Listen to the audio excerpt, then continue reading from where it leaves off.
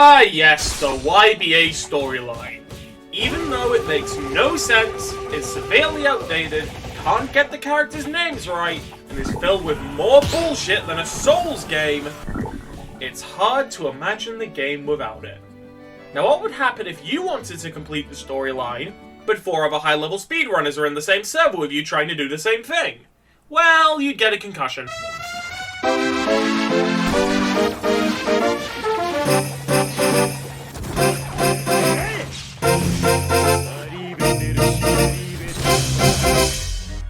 But who are these runners, you may be asking? Well, Kick. Most of you guys know him for being really good at Tuskak 2, but his motto has always been to go with your own build instead of copying someone else. Can that knowledge translate into good performance in the event? Mulkey. He's an average runner who caught wind of the scene after doing some private attempts, getting some good runs in the process, and then later on joined the Discord server as well. Will he be lucky enough to have a shot at winning?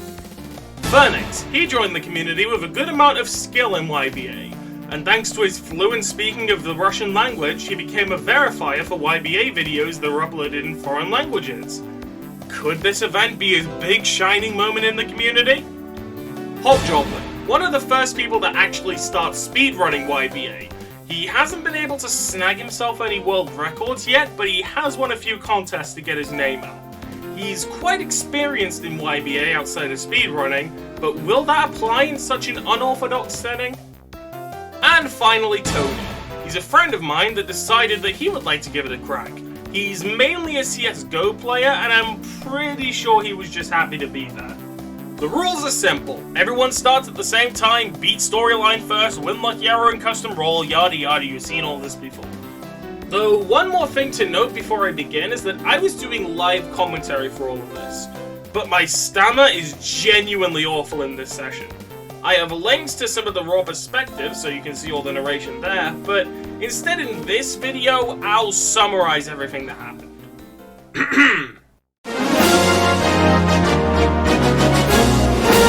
Ready, set, go! Everyone immediately scrambles onto the guards, but the first person who decides to go for items is Mulkey. The idea behind this is when everyone is going to each one of the bosses, they're gonna look in the obvious spots for the items. So why not clear out some of the obvious spots first, just to make sure that some of the other guys can get stuck later on. This ended up influencing a lot of things later on in the run. After everyone scrambles to defeat the first guard, they all then think it's a good idea to move to an entirely different guard so they can't get interrupted. Tony makes it really safe and goes to a far away guard to make sure no one can interfere with him. However, both Hobjoblin and Phoenix end up going onto the same guard, and they end up having a brawl with each other while also getting the most damage to have credit with the guard. Hobjoblin gets a parry, which lets him get a couple of free punches in.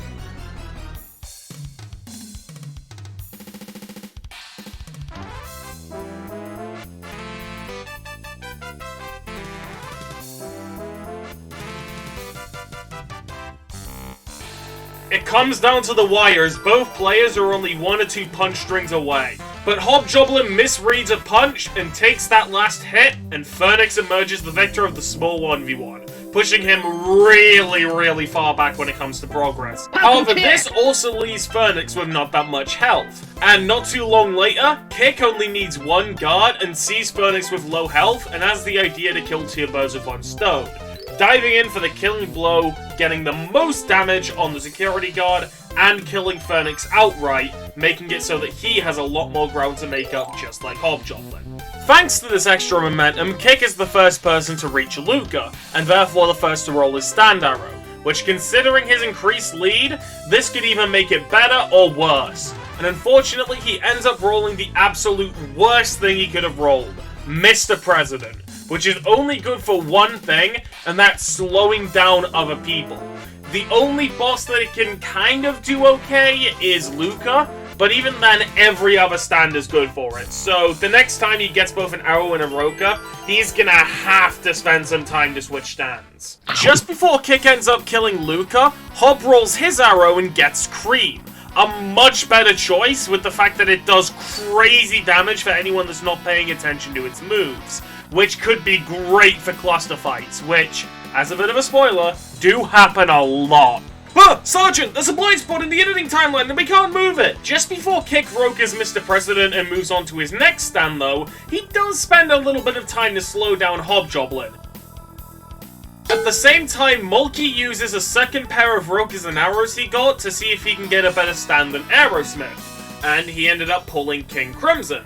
A stand which is really good when it's upgraded, but that does take quite a bit of skill points. But it is a good enough pull for Mulkey to stick with it. Before heading to Bucciarati, Kick finds a second roker and arrow so he can roll for another stand. But unfortunately his luck hasn't exactly improved as he ended up getting Beach Boy, which only really has some niche trolling uses for this challenge and is arguably worse than Mr. President because at least Mr. President can reset the bosses.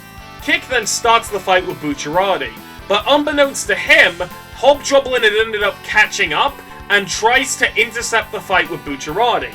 Not too much time later, Mulkey, despite not having the quest yet, steps in to see if he can intercept anyone.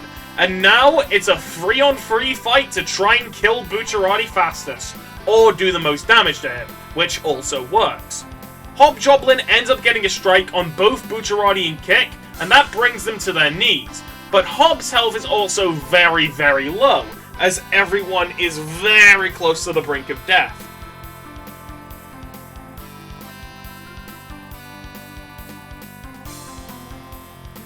Although at the end of it all, Kick just barely has enough health and damage to kill Bucciarati, which in this specific instance propels him forward further than anyone else, especially Mulkey. Furnace, compared to the other runners at this point, is way further behind, and he has to do a second stand reroll because the first stand he got wasn't exactly the best. But then from there, Furnace does something that absolutely nobody was expecting. So now, Kick is in the long stretch of meeting the crew, but I got skin! what? I'm sorry, hold up. I'm sorry, what skin did you get? I got Mr. like President. common skin on Magician's Thread. He got fucking Star Stripe Eagle! Holy shit! That's incredible! No. For those who don't exactly realize how insane that is, the two best stands to get from arrows for the storyline are both Star Platinum and Magician's Red. But Star Platinum is a really rare sight. However, Magician's Red still isn't common, only being a 4.5% chance to be rolled from arrows. However, on top of that, the chance of him rolling a skin for it was only 1%. Granted, because this was his second arrow, it was technically 1.04%, but let's be honest, that extra 0.4 most likely didn't change anything, so we'll keep it at 1%. That means the chances for this to be rolled was 0.045% chance. And Furnace just casually made it happen. Mulkey starts heading to Bucciarati, but he sees Furnace and tries to fight him, and then very quickly realizes why fighting a Magician's Red without having that much vitality is very unwise. Just as he's retreating though, Hobgoblin strikes from absolutely nowhere, nearly killing Mulkey, and decides to try and go all the way to get the killing blow on Furnace. But they gave up and just decided to continue with their progress. At this point, Kick is miles ahead of everyone else thanks to the kill he was able to get on Bucciarati. But he's not going to be able to sustain that distance with Beach Boy. And on top of that, to make matters worse, he doesn't have enough items to sell, mainly because both Mulkey and, more concerningly, Furnace both decided to clear up early before managing to kill the guards. So Kick has to make a very important decision here. Does he use an arrow and have a lower chance of getting something good? Or does he use a ribcage and lose selling value to see if he can get something even better? In the end, he decides to use the arrow, a decision which he would later regret, and he ends up rolling Sticky Fingers, which again, before the rework, it's not exactly very good, but it's the best he's got so far, so he's gonna have to take it unless he wants to take a massive detour for another chance for something else that's kind of weird. Kick goes around to the merchant to see if he can sell everything he's got, but unfortunately it just barely isn't enough to start the Trish quest, which means he has to scavenge the map just a little bit more. At the same time, Hobgoblin sees Mulkey walking over to Meester, and thinks that he can put him just a little bit further back. And Mulkey does try to fight back, but he forgets that he hasn't upgraded his epitaph at all, and that leads to his downfall. But I should be a poet. Kit finally finds enough items to sell, only barely however, and this is going to be important for later. He also ends up encountering Tony. He resets again, and much to his dismay, Phoenix, with the much stronger stand, had caught up. And now, shit was about to get real. Kick initially wants to strike at Phoenix, but after Phoenix starts moving back, he instead tries to sell as many items as he's got to make a little bit of ground. Unfortunately, due to the ridiculous raw damage of Magician's Red, he's only able to sell a couple of Rokers before he ends up dying. And he doesn't get a lucky spawn, giving Phoenix as much time as he wants to sell all the items he needs. On the way back, Kick finds a Pure Roker, which is just barely enough to give him enough money to sell. However, because of the unlucky spawn he got, Phoenix has already pretty much sold off all of his items, and now all Kick can do is sell all of his and try to catch up. Phoenix gets another lucky spawn, which ends up being crucial for him talking to Trish, which usually takes an eternity. But is this extra little bit of ground just barely enough to finish the quest dialogue to push him ahead of Kick? Not too much later, Kick ends up spawning in and kills Phoenix before he can finish the dialogue.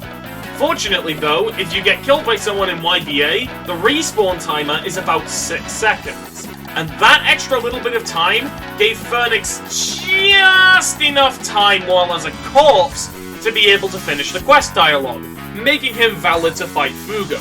And even better, he spawned right behind Kick, so Kick couldn't even finish the dialogue with Trish. This boost immediately propelled Phoenix into the lead, but he wasn't out of the woods yet, because the other two important runners were just about starting to close their selling period as well.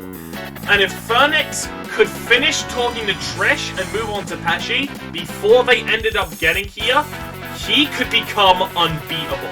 So that's what he aims to try and do. The moment Phoenix kills Fugo, that is when Kick runs in to try and kill him. And Phoenix can't just leave Kick and then talk to Trish while he's getting beaten up. He won't have enough time due to Sticky Fingers just about doing enough damage to empty it. So Phoenix spends a bit of time to try and defeat Kick, and hopes to God that he doesn't get a lucky spawn if he does.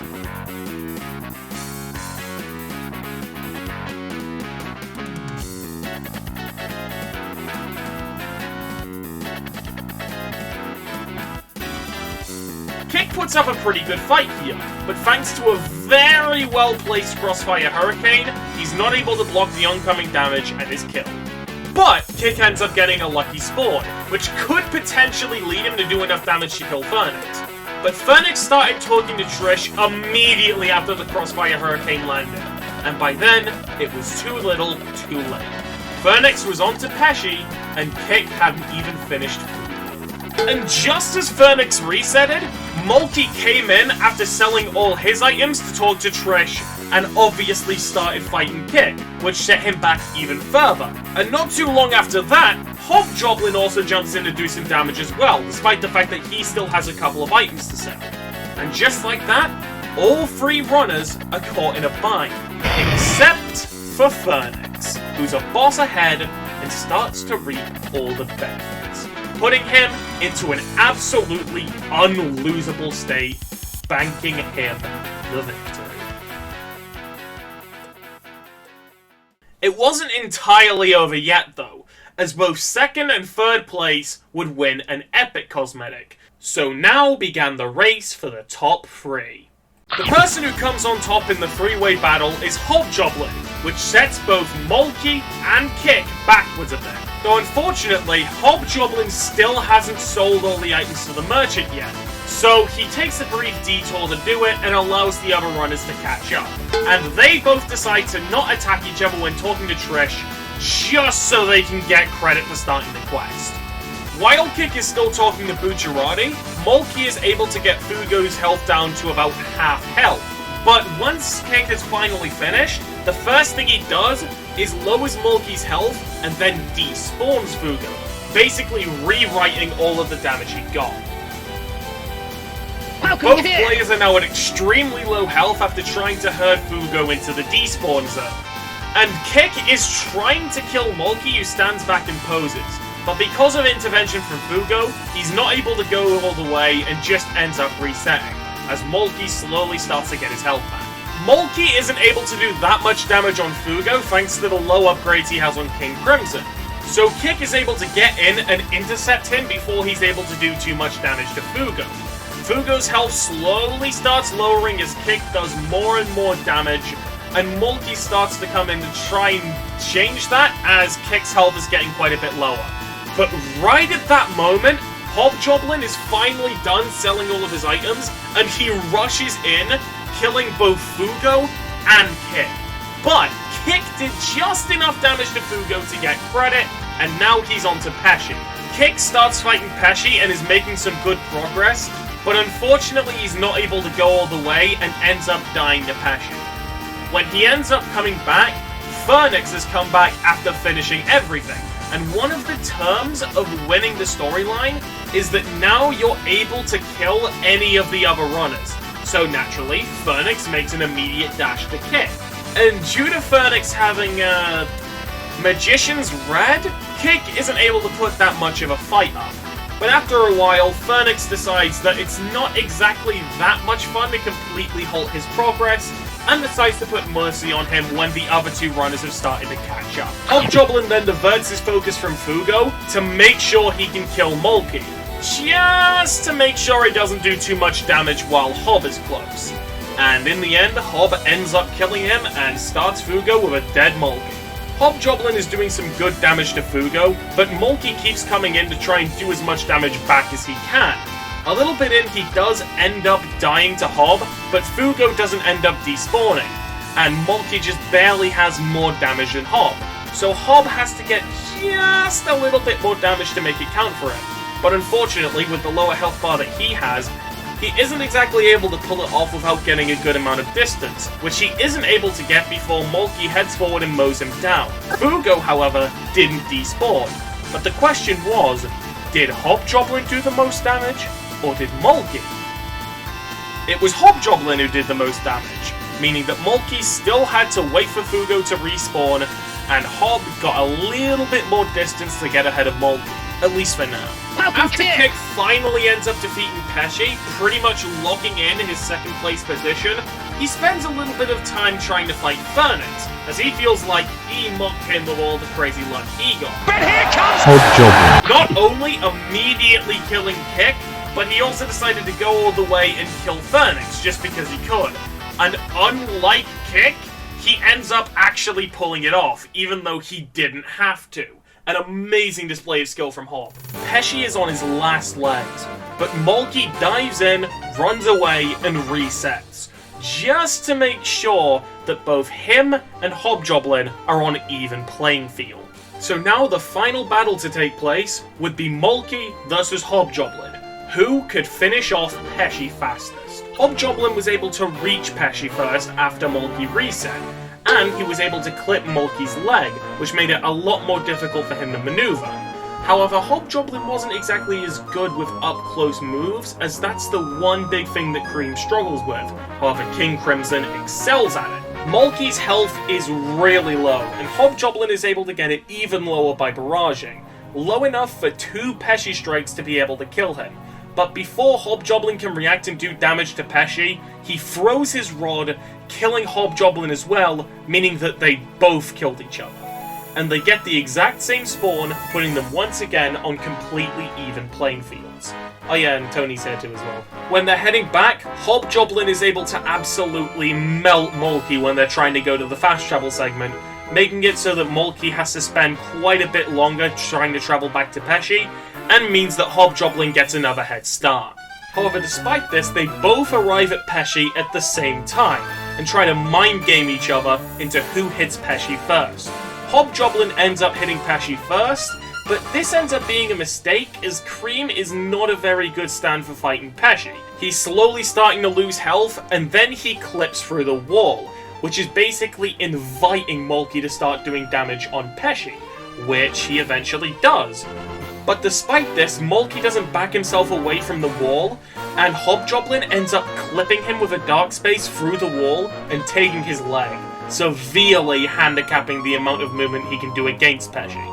Hob also uses a Void Surprise to get in, doing a lot of damage to Pesci and almost killing Mulkey, but when Mulkey dies, Pesci is focusing him, and that makes Pesci reset, meaning that Hobgoblin has to do all the damage again. However, instead of resetting to get back his health to abuse the fact that resetting only respawns you in 1 second instead of 6, he instead tries to take Pesci with the little bit of health that he has. This would end up being his biggest mistake, as he ends up dying to Pesci, giving Mulkey the keys to start Pesci at full health. Hob tries to take out Mulkey, who has a good amount of health, and he does end up taking out his leg, but unfortunately he ends up attracting Pesci when Pesci is already underneath half health, impossible for him to get credit for, which makes Mulkey put him into a checkmate. Hob tries to get one more Void Surprise just to do enough damage to kill Mulkey, but it isn't enough. He ends up standing too close to Beach Boy, getting pulled in by the rod pull, and is killed by the M1. And to top it all off, because Pesci wasn't directly focusing him, he doesn't respawn. And with that, Mulkey is able to kill Pesci, and he secures his 3rd place. And for the final results, Tony ended up in 5th place because he wasn't exactly trying that much in the run. Instead, he had a strategy where he waited at the steel pipes of Diavolo to strike the runner that would get there first, which ended up being Phoenix. Though Tony was so bad at it that he didn't even have his stand summoned and just punched him a couple times, which meant that Phoenix was able to finish it while he was being beat up, which is honestly one of the funniest parts of the run. And it's kind of a shame that Phoenix doesn't have any footage beyond Pesci because his OBS bugged out. In 4th place was Hobgoblin. Hobgoblin showed some really good prowess in the duels, but unfortunately he wasn't able to make the right decisions when it really mattered, especially against the person who came in 3rd, Mulkey, who was kind of the inverse. He wasn't able to do that well in the moments where he was pressured, but in the times where he needed it to secure his 3rd place, he played like a mastermind. In 2nd place was Kick. Kick was so close to making it to the end of Victor, but unfortunately due to some really bad RNG, and a plan that both Mulkey and Phoenix had at the beginning, he wasn't able to dethrone the winner, Phoenix. Phoenix honestly really surprised me here. He spent a little bit of time getting items, and then got not good RNG, not great RNG, not even crazy RNG, but perfect RNG. Really think about it. He gets all the items he needs early, he rolls one of the best stands for the storyline, on top of rolling a skin for it, he gets lucky spawns whenever he needs to, and he has very good luck with almost all of the bosses. So yeah, to anyone who watched this far, thank you. Yeah, I would think of something clever, but it's just a little bit past midnight. I can't think of anything. This video has to end over.